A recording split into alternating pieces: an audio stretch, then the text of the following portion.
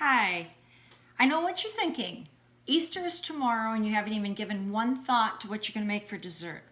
So I'm here to help you out with that. I have a recipe here from my friend Lori Landgraf. I've had it for about 35 years. It's been well used and this recipe is guaranteed to please everyone. It's a simple cake that is called pig cake. And the reason it's called pig cake is because when you sit down to have it, you're going to pig out on it. First, you start with a yellow cake mix and keep scissors handy at all times because everything is packaged and it'll really irritate you when you can't open things up. You just dump it in, just like that, the whole shebang.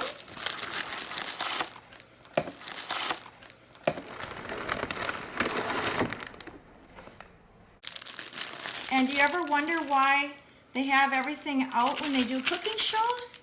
It's because they don't want to take the time to have to run and get it. It's a good idea for all of us to practice that because then you don't have to spend time digging it for things and finding out that you don't have the ingredients in the first place. So, with that, you add your cake mix. Now we're going to put in 4 eggs. And these are brown eggs. I typically don't buy brown, but because of the COVID-19, for some reason, this is the only kind of egg they have now. I'm not sure if that's the reason or what's going on, but so we're going to use brown eggs. Doesn't matter the color, tastes the same. Now next comes a stick of butter. So keep your butter solid but soft. And now you're going to add a teaspoon of vanilla. Now I read somewhere, now see there, I'm almost out of vanilla.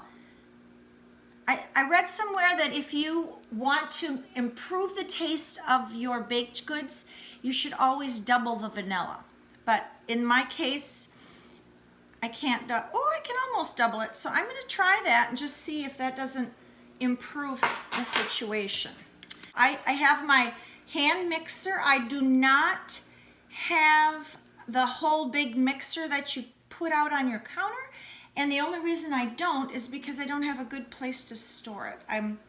But this has worked for me for all these years, so it'll work for you as well. Now I put it on my very lowest speed, otherwise you're going to have a lot of stuff flying around your kitchen, and I don't think you're going to like that. You can see it's mixing up really nice. You don't have to beat it to death. You can just kind of, just go at it until it's a nice mixture.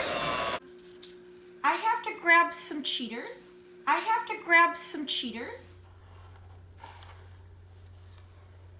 The next thing is we are going to mandarin oranges, but you don't want to dump the whole can in. And what I like to do is I just crack the can a little bit, pour the juice in here because you're going to use the juice later for the something. For the frosting. No, you're not going to use it for the frosting. Just hold on a second here. Oh, in it goes.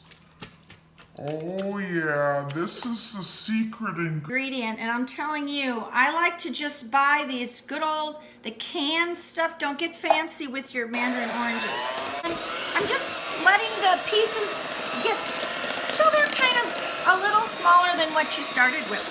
Okay? Oh, this is going to be so good. I want to just talk to you for a minute about the pan that you're going to use. I really highly recommend a 9x13 pan that has a lid that goes over it because this is a cake that you're going to have to refrigerate when you're done. Now, since I don't have mine, I don't know where it is. I think I took it to a potluck and did not bring it home. Anyway, I'm going to put it in this 9x13 pan, and I am a butter fan, so I just take a stick of butter and I rub it on the bottom and I put it around the sides a little bit. Sometimes I forget to do this step. It's not the end of the world. It'll come out. Now I'm just going to dump this in. And of course I have preheated my oven to 350. So In it goes. Oh, and I'm just gonna spread this around in the 9x13 pan. And for some reason it doesn't look like very much, but for some reason it doesn't look like very much, but For some reason, it doesn't look like very much, but I guess I haven't made this since last Easter, so I've kind of forgotten. And into the oven it goes. Okay, okay, I realized after I put the cake in the oven that what I needed to do was to add that juice.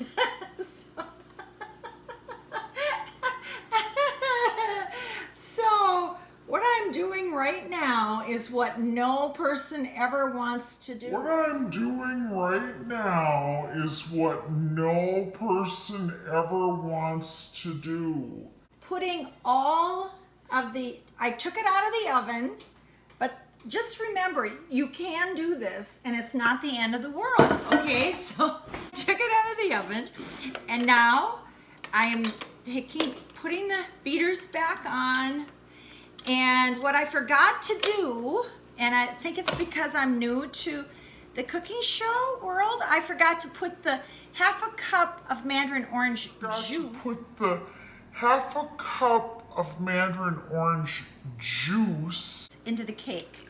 Now I forgot that part, and I think I had to make a quick decision, and that's I'm taking it out of the oven. I'm going to add the juice.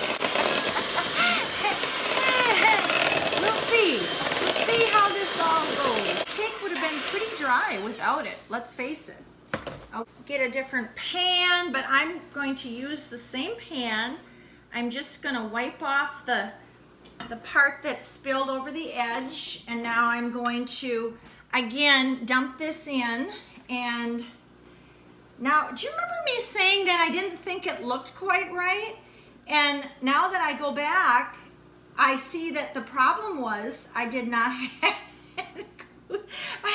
include the mandarin juice, okay, which really is probably a very important ingredient. Okay, didn't forget a key ingredient there. Assume it didn't get any cooking done at all. We're gonna start from 30 minutes and we're gonna go. Woo! Okay.